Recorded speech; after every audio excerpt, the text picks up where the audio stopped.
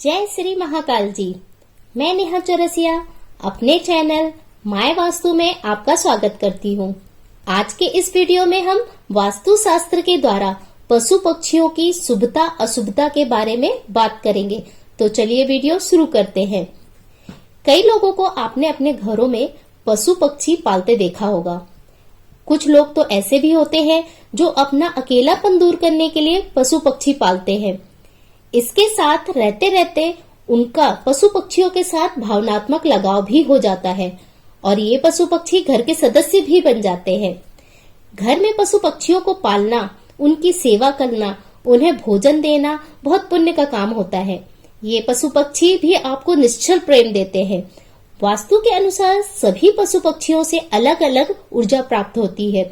कुछ पशु पक्षी आपके लिए सौभाग्य के दरवाजे भी खोलते हैं, जिन्हें घर में रखना बेहद शुभ माना जाता है।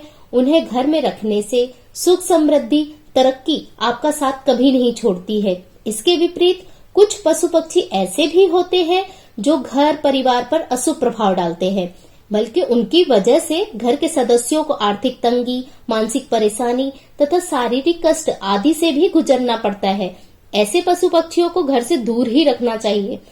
तो आज हम ऐसे पशु पक्षियों के बारे में बात करेंगे जिनको घर में पालना चाहिए और किनको घर में प्रवेश भी नहीं देना चाहिए। गाय।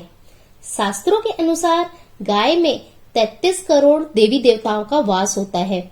और तो और गाय को पालना, उनकी सेवा करना, उसको खिलाना पिलाना भगवान की भक्ति करने जैसा है। जिस स्थान पर गाय को पाला जाता है वह स्थान शुद्ध हो जाती है और वह स्थान से बुरी ऊर्जाएं भी चली जाती है। गौदान को भी शास्त्रों में सबसे महत्वपूर्ण दान माना गया है। कुत्ता। कुत्ते को भगवान भैरव का सेवक माना जाता है। कुत्ते को पालने से घर में माँ लक्ष्मी का वास होता है, धन आगमन के रास्ते खुलते हैं। इसके अलावा भैरव बाबा परिजनों के सारे संकट भी दूर कर देते हैं। कुत्ते को पालने से अशुभ ग्रह भी शुभता में परिवर्तित हो जाते हैं। मछली। फेंग शुई में और वास्तु शास्त्र में दोनों में मछली को बेहद शुभ माना गया है। भगवान विष्णु के मत्स्यावतार के कारण भी मछली का धार्मिक महत्व काफी अधिक है। घर में मछलियों को रखने से दरिद्रता दूर होती है और पॉजिटिव एनर्जी का प्रवेश होता है। घर में सुख शांति बनी रहती है। माना जाता है कि मछलियां घर में हो तो ये घर पर आए सभी प्रकार के संकट को अपने ऊपर ले लेती हैं। एक्वेरियम में गोल्ड फिश को रखना सबसे शुभ माना जाता है। सुनहरे रंग की मछली घर में रखने से किसी भी प्रकार का संकट नहीं आता। अगर आप एक्वेरियम रखते हैं तो उसमें एक काली मछली भी जरूर रखें। माना जाता है कि इससे आपका घर बुरी नजर से बचा रहता है। खरगोश। खरगोश देखने में जितना सुंदर और प्यारा लगता है उतना ही शुभ भी माना जाता है। वास्तु शास्त्र के अनुसार खरगोश को सुख समृद्धि का प्रतीक माना जाता है। खरगोश पालने से घर की निगेटिव एनर्जी दूर होकर पॉजिटिव एनर्जी में बदल जाती है। इन्हें घर में रखने से गुड लक मिलता है, साथ ही बच्चों को बुरी नजर नहीं लगती है। कछुआ।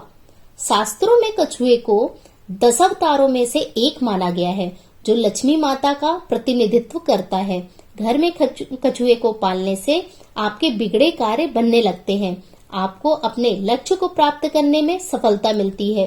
वास्तु में भी कछुए को गुड लक का चिन्ह माना जाता है। यदि कछुआ पालना आपके घर में संभव ना हो तो आप तांबे या फिर चांदी का कछुआ भी अपने घर में रख सकते हैं। इससे आपके घर में वैभव और ऐश्वर्य भी बढ़ता है। मेंढक। मेंढक को भी शास्त्रों में बेहद लकी माना जाता है। ऐसा माना जाता है कि मेंढक को घर में पालने से बीमारियां आपसे कोसों दूर रहती हैं। यदि आप किसी वजह से अपने घर में मेंढक नहीं पाल सकते तो पीतल का मेंढक या फिर कांच का मेंढक भी अपने घर में रखकर इसकी शुभता प्राप्त कर सकते हैं। इससे भी आपके घर में सकारात्मक ऊर्जा का संचार होता है, आपका भाग्योदय होता है और रोजाना घर से जाते वक्त मेंढक को देखने से आपके कार्य बिना किसी बाधा के पूरे होते हैं। घोड़ा। शास्त्रों में घोड़े को भी बेहद शुभ और लकी माना जाता है। आमतौर पर सभी लोग घर में घोड़ा तो नहीं पाल सकते, इसलिए घर में घोड़े की स्टेच्यू या फिर पेंटिंग रख सकते हैं। घोड़े को बहुत ही परिश्रमी और समझदार जानवर माना जाता है। घर में घोड़े की स्टेच्यू या तस्वीर होने से आपके ग्रहों पर भी शुभ प्रभाव पड़ता है। घोड़े को ऐश्वर्य का प्रतीक भी माना जाता है। इससे घर में ऐश्वर्य का वास होता है और अपने लक्ष्य में भी सफलता प्राप्त होती है। कबूतर। कबूतर एक शांत पक्षी है, लेकिन धार्मिक मान्यताओं के अनुसार घर में कबूतर का आना अशुभ माना जाता है। कबूतर घर में अगर घोंसला बना ले तो यह अपशगुन होने की निशानी माना जाता है।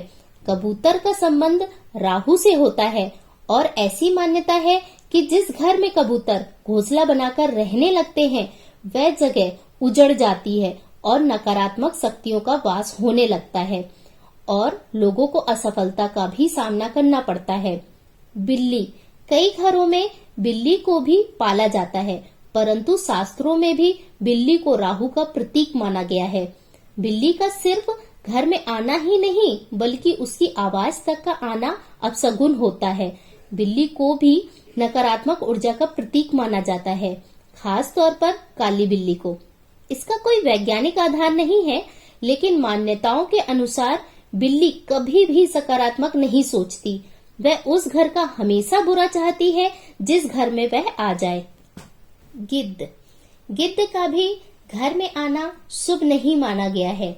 गिद्ध मृत जीवों को खाता है, इसलिए इसे अशुभ पक्षी माना जाता है। जिस घर में इसका वास हो जाता है उस घर का कभी विकास नहीं हो पाता। घर के सदस्यों के बीच हमेशा लड़ाई झगड़ा बना रहता है और उनकी उन्नति कभी नहीं हो पाती। उस घर से सकारात्मक ऊर्जा खत्म हो जाती है और धन की हानि भी होने लगती है। इसलिए गिद्ध घर में जब भी आ जाए उसे तुरंत भगा देना चाहिए। उल्लू।